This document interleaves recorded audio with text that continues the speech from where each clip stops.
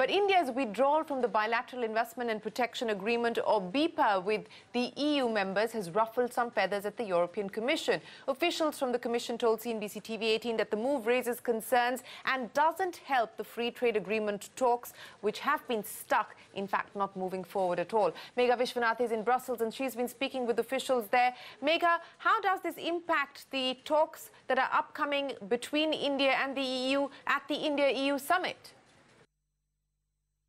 Well, we're almost a month away from the EU-India summit, and senior officials at EU expect this platform to be a precursor to restart free trade agreement talks.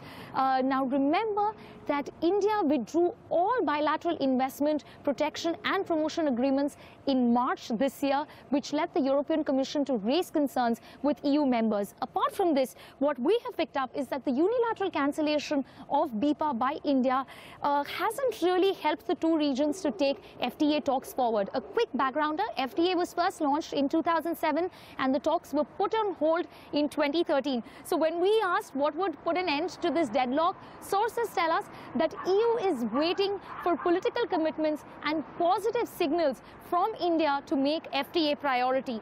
As of now, they're sensing a sense of reluctance from India to move towards multilateral trade and investment, especially post-Brexit. They also told me that India's protectionist attitude to advance its Make in India agenda has raised concerns for EU.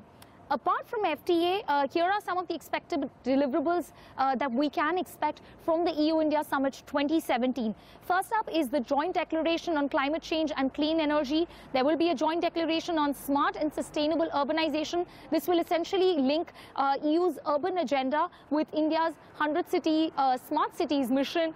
This year, the summit will also welcome the investment facilitation mechanism for EU investments in India. This is basically a follow-up from the 2016 summit. It will also strengthen India-Europol cooperation on cybercrime, including Europol's European Cybercrime Center.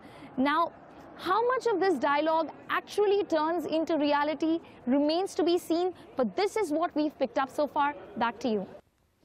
Okay, Megha, thanks for putting that into perspective here.